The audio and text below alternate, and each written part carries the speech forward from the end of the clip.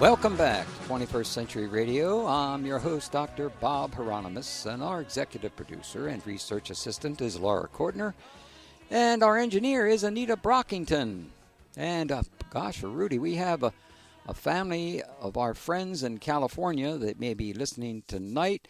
Let me say hello right now to Tom Summers and 10-Foot Doug. God, we had a great time with those guys. Robert Skinner, who taught me all about CBDs. And Marlo Skinner, who showed us all around Southern California. What an example. That was just incredible. Well, our guest tonight is an old and dear friend who is also one of our favorite guests on 21st Century Radio. He always has insightful commentary to share on the world's most exciting mysteries. It's Peter Robbins, an investigative writer best known for his UFO-related work. He has appeared on hundreds of radio and television shows, and he lectures worldwide. Peter Robbins was born in New York City and studied art, design, and theater, receiving his BFA from New York City School of Visual Arts, the SVA, very great place to be, where he taught painting for more than a dozen years. He worked in art and theater for many years and has served as a crisis intervention volunteer for the Samaritanans International. He is also an accomplished photographer and an experienced New York City tour guide. He helped us cover New York and the Statue of Liberty when we were there, where he also served for many years as assistant to legendary Bud Hopkins, fellow artist and UFO abduction researcher. We have some news related to Bud Hopkins, in fact, that will be of special interest to our Maryland listeners, and Peter will be telling us about it later on tonight. Welcome back to 21st Century Radio, Peter Robbins. Thank you, Dr. Bob. Too long no see. Yeah, I know, but this is your 34th time that you've joined us. I don't think there's anybody else that we know that's been on 30. Well, okay. Oh, my gosh. And, hey, let's save the Bud Hopkins news for later on this hour. Yeah. Because 2020 has been a banner year for UFOs. And I want to get right into the amazing developments that have been happening under the cloak of the news on the pandemic. I'm talking about this slow dissolve switch. A paradigm shift happened right before our eyes, with the major media no longer ridiculing the subject of UFOs and officials in government actually admitting we are being visited by off-planet intelligences. What was the tipping point that flipped the paradigm from cover-up to acknowledgement? Was it the December 17th story in the New York Times? I think that was the official tipping point, although several months earlier, and it didn't get the attention that the well-known article, now well-known in the field, by Leslie Keene and staff writer Ralph Blumenthal wrote on a report in Congress that had been moved through in 2004 under a grant from Congress of something like $20 million, a lot of money for you and me, but not in the big picture of American budget. And several months before that article appeared, there was another article in the Times about a UFO statistician, Cheryl Costa, who lives up in Syracuse and who is all business and UFO's probably number one statistical analyst. It was not ridiculed. It was a straight, serious article, but the one that got the attention, I think in part because it was a front page article. Even though it started in a box, it took up almost a full page later in that edition, talking about how then Speaker of the House, Harry Reid, who is very seriously interested in this subject, moved through this amendment for this study group. Again, in the world of UFO studies, this is something we've known about for years, but the fact that the New York Times gave it lip service and did it respectfully was radical, as probably the only person you have ever met who has read every single article in the New York Times from 1947 on that even remotely deals with the subject, including editorials, letters to the editor, captions under photos. What can I say? I'm a curious guy like that, and I made it my business over the years. I'd say about 97% of them were sarcastic, condescending, and dismissive. But this seemed to have set a new tone. And really, quite overnight, the wink, wink, nudge, nudge body language and asides of newsreaders simply stopped. I thought it was something that would pass and we'd get back to the world of ridicule, which is the way it's been in the media since 1947. But a year or so later, I thought, this is real, this is happening. And one of the most interesting things is that it seems to be immune to political considerations. It's covered equally seriously on news venues such as CNN and CNBC, and on Fox. Tucker Carlson, who is certainly a right-wing commentator, takes this subject incredibly seriously and has had a number of well-known UFO-related guests on his show. So there is a change in the weather, so to say, in this area. And had it not been for the pandemic this year, and understandably, most folks were not paying primary attention to UFO studies this year, I think it might have gone down in history as the most remarkable year in decades, if not since 1947, in terms of developments within the government and within the media relative to taking the subject seriously. Would you tell us briefly about the so-called Tic Tac UFO sightings by the Navy pilots that sparked the release of this information? Yes, this goes back to 2004, as I recall, and involved an operation off of California, which involved an aircraft carrier and a destroyer. They observed, obviously through telescopic equipment, an aerial object above where they were having this operation that it got the name Tic Tac because it was very geometric in shape, moving in ways that nothing that we have or claim to have, or most of us can even imagine that we have aerodynamically, would tear a pilot apart. And the United States government did not try to cover, or the Navy, by saying this is something of ours, but it's very classified and we can't talk about it. Ultimately, a number of the men who were stationed on both of these ships waited till they were honorably left the service and then came forward. I spent time with some of them last year, actually about a week's worth of time in Nevada, and all of them extremely credible.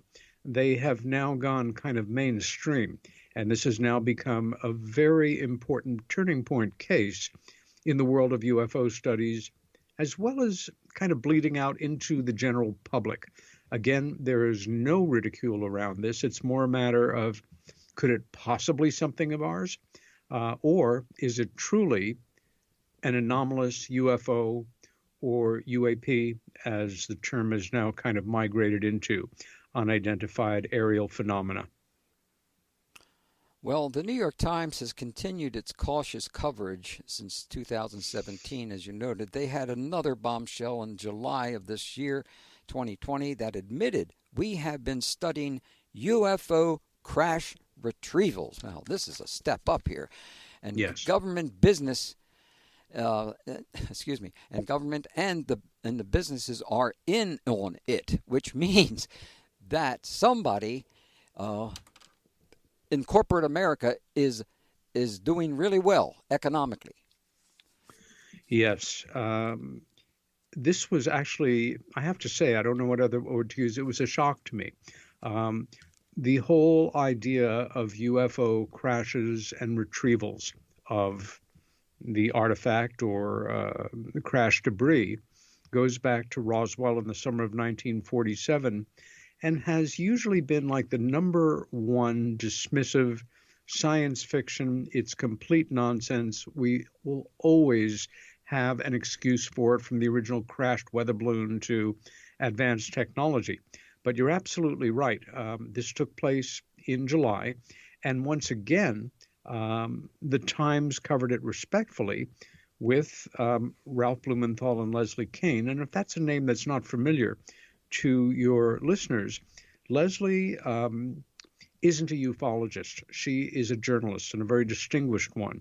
And 20 years ago, I first became aware of her when she published a piece in the venerable Boston Globe regarding a French military study of UFOs, and contacted her that day.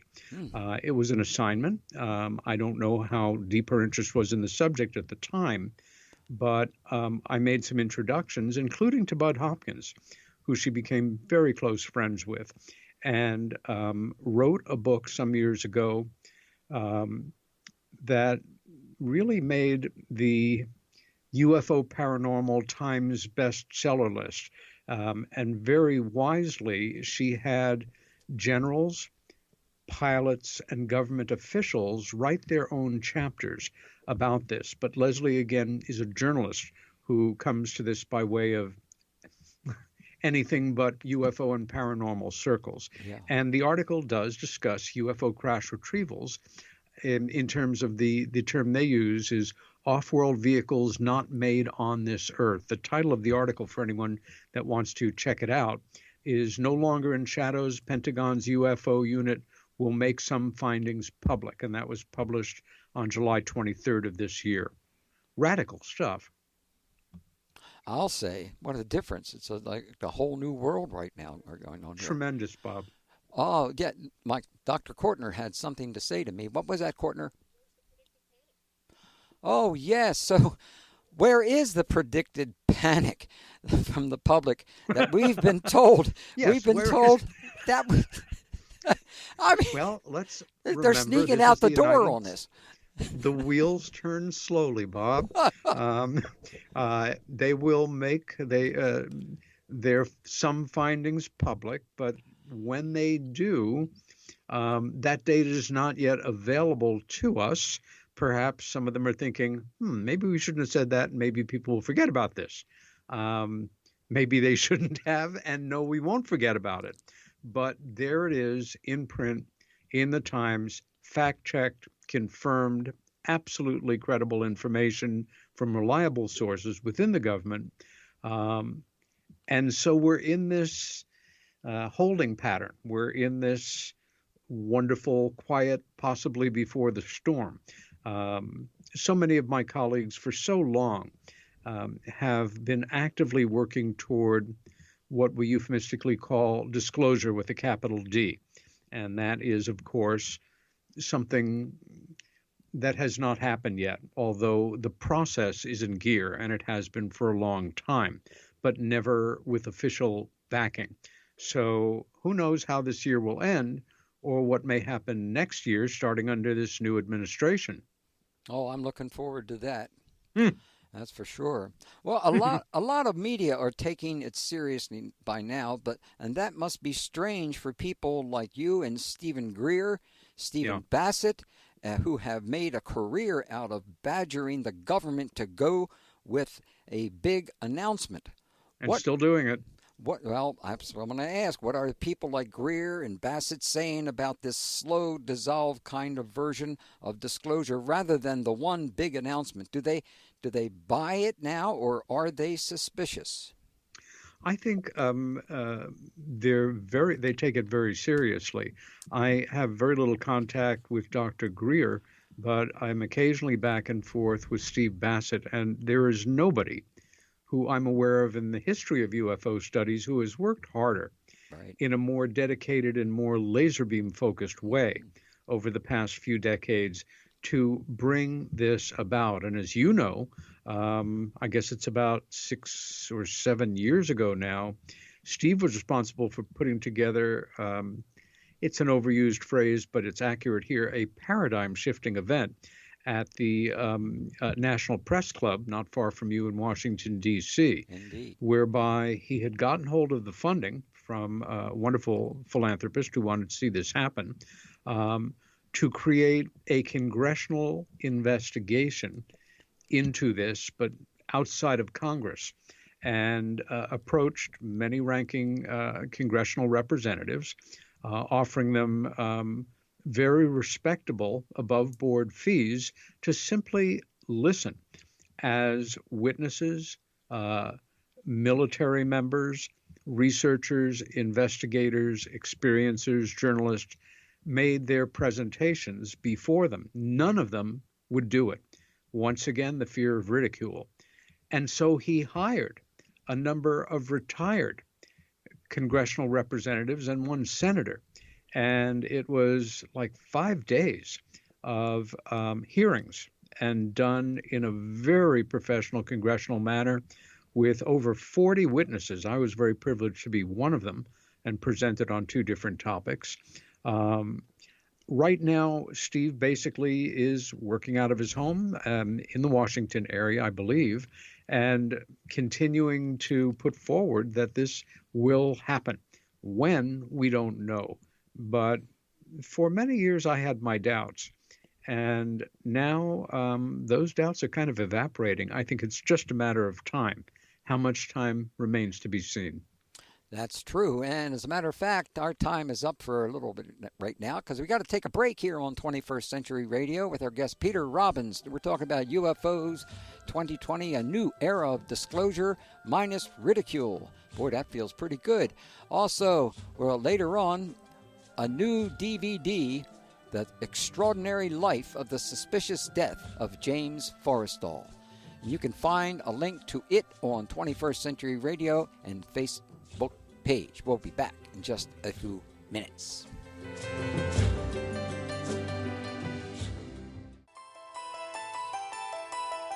Hi, this is Bud Hopkins, UFO investigator, writer, and artist, and you're listening to Dr. Bob Hieronimus, 21st Century Radio, and I'm very pleased to be a guest here.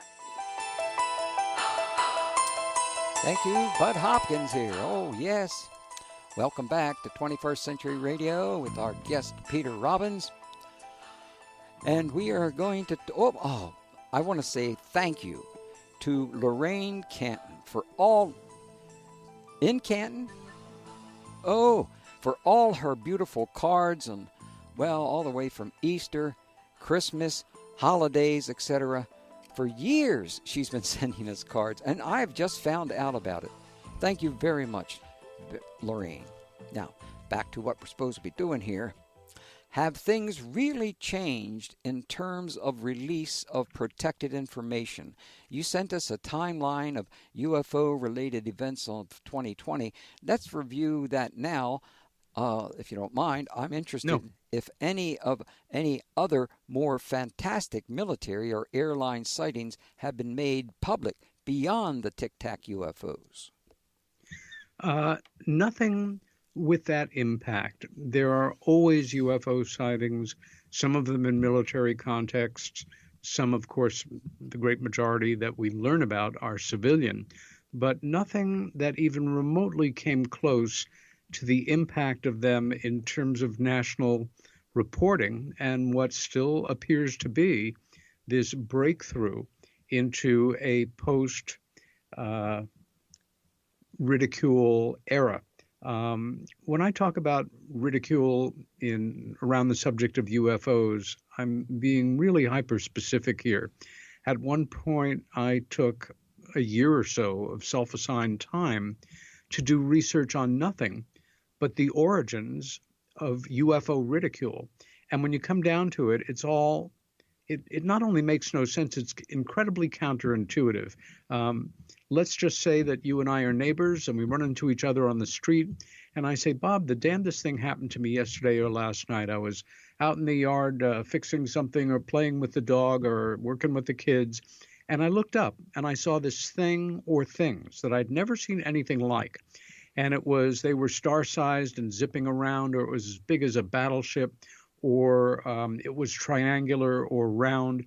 It moved in ways that totally violated the the laws of aerodynamics that I know of, and I wonder what it was. That's simple. In a sane, reasonable world, you would probably say or think, gee, that's interesting. I wonder what it was too. But from the summer of 1947, the American public, and by extension the Western world, have been deeply conditioned, or were deeply conditioned, to associate anyone who said something like that, very innocuous, simple statement, as you must have a mental problem, or you want to feel special, or you want to be famous, or you're some kind of mystic or hoaxer. How did this happen? Well, it was very intentional, and it was driven home day by day by day with the most extraordinary series of negative coverage in all the major media, led by the venerable New York Times, back in July of 1947. And we bought it, and it stuck. It's like the old National Socialist big lie. If you say something, if you lie about something, but you do it with enough passion, and you keep repeating it, most of the population will accept it after a while. Yes, that's what our president did for 4 years. Yeah, in many respects, you're absolutely right. Yep. Oh, sorry, but that's... And now as well, because, of course, he won that election. And what's happening now is a travesty. Yes, it is. But but he's sunk. He's over. He is. He's over. Hooray. Okay. Peter, Yes. Peter's, regarding some of the noteworthy events of 2020 that have captured the attention and or the imaginations of ufologists, government, and secrecy adherents and space-centric folks, could you give us a timeline on that, please? Yeah. It began in January. In fact, on the 10th of January, an official Navy spokesman admitted that they have additional UFO footage and briefings that, were they released to the general public, could, quote unquote, cause grave damage to national security. Now, let's decode that. What could that possibly mean? Are we giving away some kind of super secrets of our own? Probably not. Would we be admitting in so many words that machines of undetermined origin and such advanced technology that we can't even fully articulate it in terms of how advanced it is, come and go with impunity, certainly since the 1940s, possibly since time immemorial, and we have been, all things considered, completely helpless to do anything about it. Yeah. Some of your listeners are probably aware of the now famous, so-called TED Talks, where usually world experts on a certain subject will speak about a particular topic to a distinguished audience. In fact, NPR, National Public Radio, every Sunday has a show where there is another TED Talk relative to what's going on. And on February 4th, for the first time, a TED Talk was given by a gentleman named Alex Wendt called Wanted, A Science of UFOs. This is fairly tame on one level, but once again, we have had a breakthrough in a major, respected, above-board establishment venue that had never existed before. Jumping to April of this year, the Pentagon verifies the authenticity of 3 UFO videos that were released basically around the Tic Tac case, released in 2017 and 2018. The next month in May, the U.S. Navy releases 8 UFO Hazard Reports. Quite fascinating in themselves, because in order to have a hazard report, you have to have something to have a hazard about. So it's another indirect admission that we are dealing with something real and not visionary or fictitious, to quote the very important document from September of 1947, the so-called Twining memo written by a man who went on to become General Nathan M. Twining, Chief of Staff of the United States Air Force. Later in May, Eric Davis gives a 14-minute interview on the New York Post's The Basement Office series on YouTube, confirming his ongoing involvement with AATIP. You have the translation of that acronym there. I don't have it on the sheet I'm working on. Up to the present, this directly contradicts the Pentagon's claim that this program was shut down and that no similar programs remain in existence. Something we see in UFO studies going back to 1968, when the so-called Project Blue Book was shut down, but basically just closed one door and opened another, continued their work, but in secrecy. Later in May, on the 30th, and this has to do with industry. SpaceX ushers in a new era of spaceflight by launching 2 astronauts into space from U.S. soil. The first time in history that a commercial company had done something like this. My boss is in there telling me something, but I can't hear her. Ooh, you better check. He want you don't all want to cross she. The boss. Yeah, you don't, because she is the AATIP is what I'm breaking in here just to interpret for you. Advanced Aerospace Threat Identification Program. Pretty serious Thank you. stuff. It was on the tip of my tongue, but no further. All right.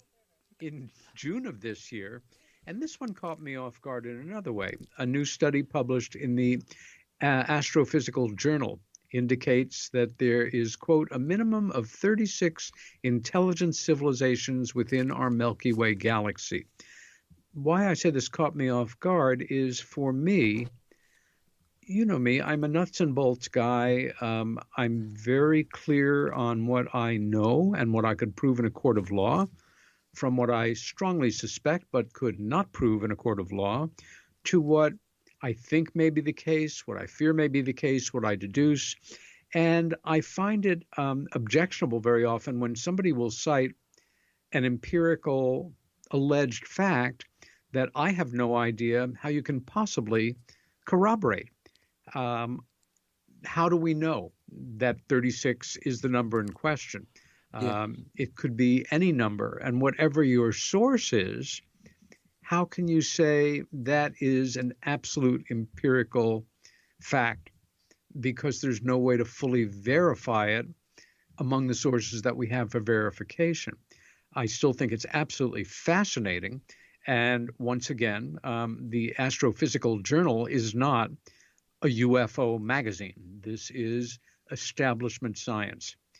Another one, more or less as an asterisk, on June 18th, President Trump, interviewed by his son Donald Trump Jr., was asked about Roswell and the possible declassification of documents, to which he really didn't have much to say.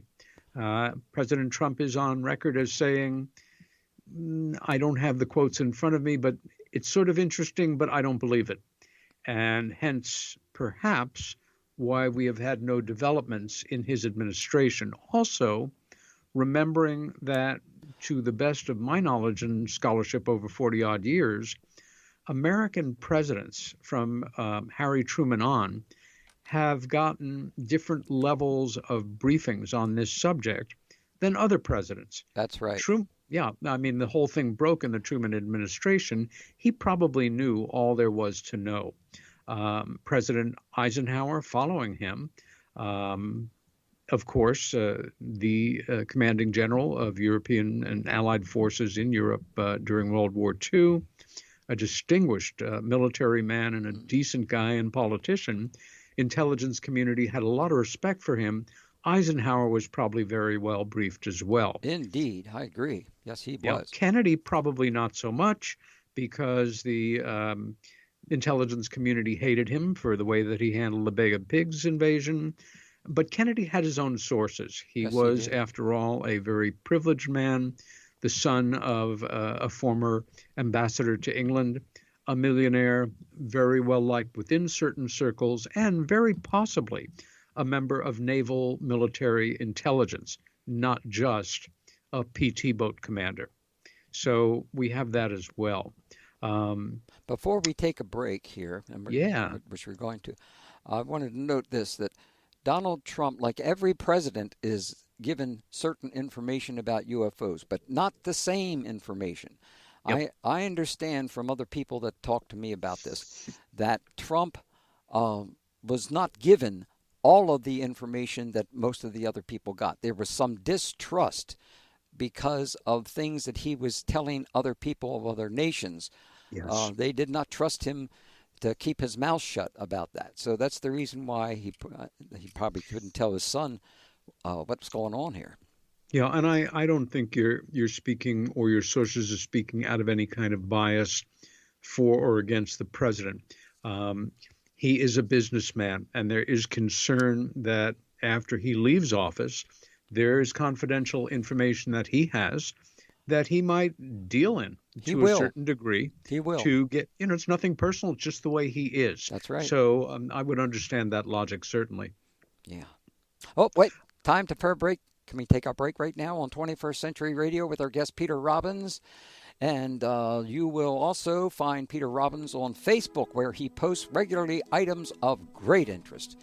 If you like what you hear tonight, then please subscribe to our 21st Century Radio YouTube channel and tell your friends to do the same.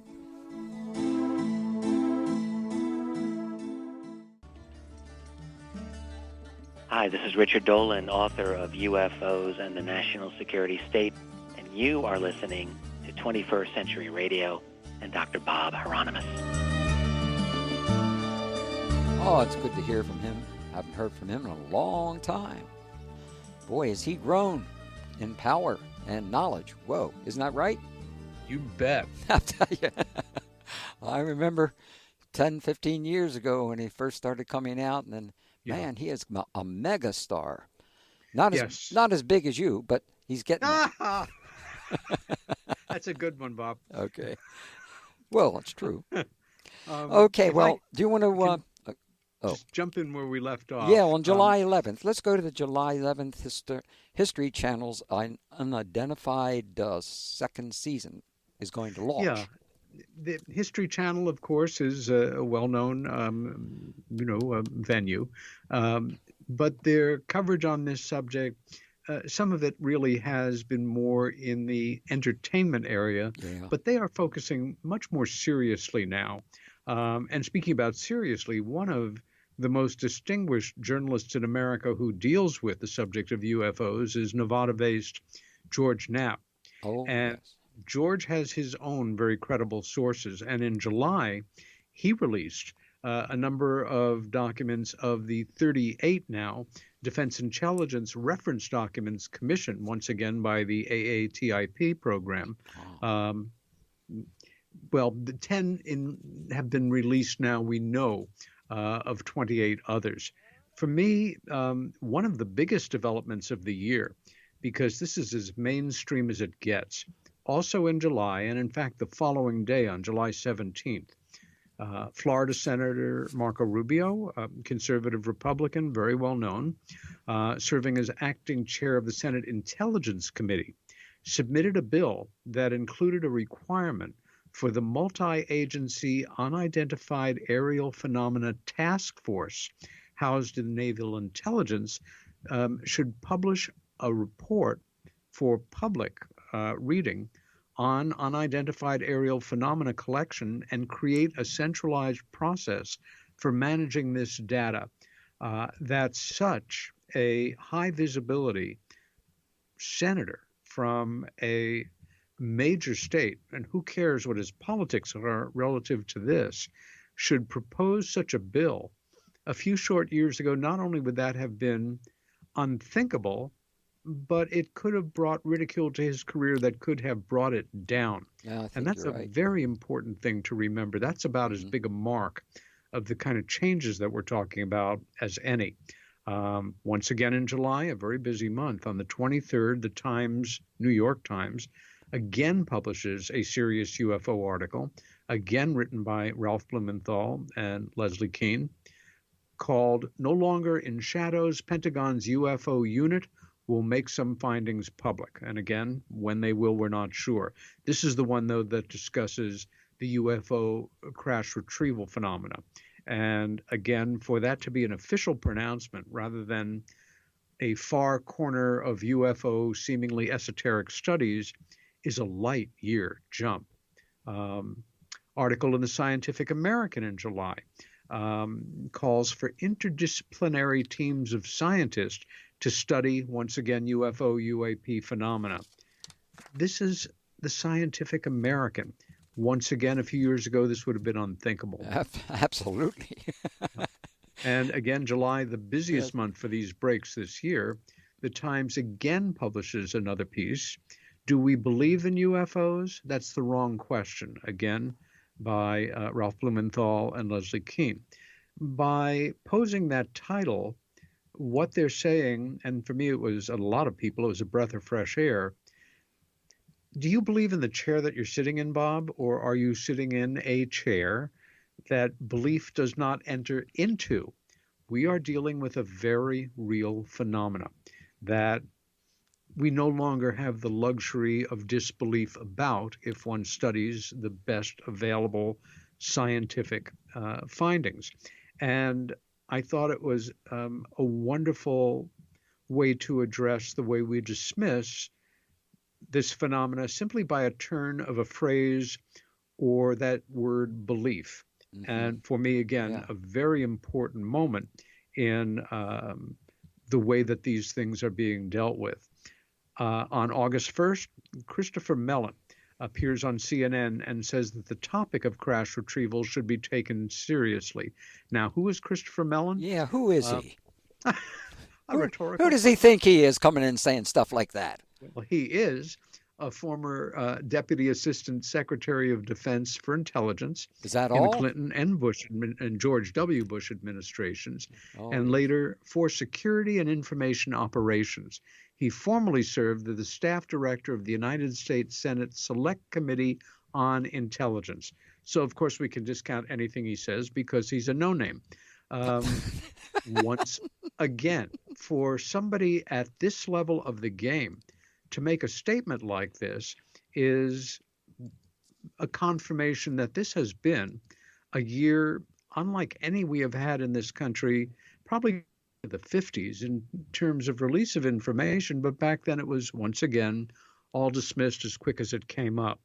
The last item of consequence from this summer is that the UFO Defense Department on August 4th announced that it was creating the Unidentified Aerial Phenomena Task Force, an agency designed to track potential UFOs. And the understanding here, unlike during the Cold War, is not a UFO, an unidentified flying object that might be some kind of Soviet spy plane, but a truly anomalous UFO. It reminds me of one of my favorite Mark Twain quotes, although he gave us so many quotes, it's so hard to imagine, which is the difference between the right word and the almost right word is the difference between the lightning and the lightning bug.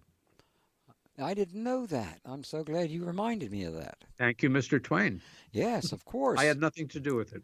And by the way, this Unidentified Aerial Phenomena Task Force is good old UAPTF. We got well all said. of these. You can't really say that as a word. That's right. That's right. Oh, that was an agency designed to track potential UFOs. Yeah.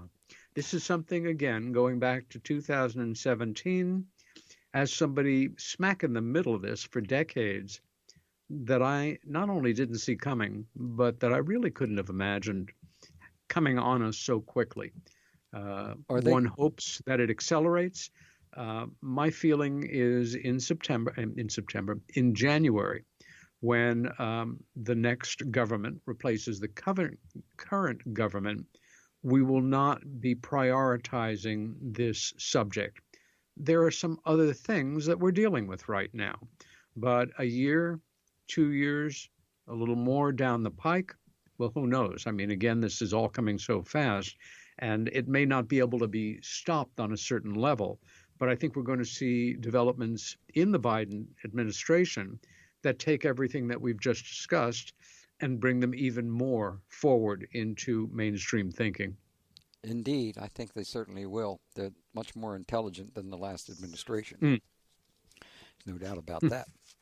Um, by the way, what about? Can we get back to Bud Hopkins now? Is it time? Yes. Yeah. So let's talk Yes. about this great Bud Hopkins news you shared with me the other day. Yeah.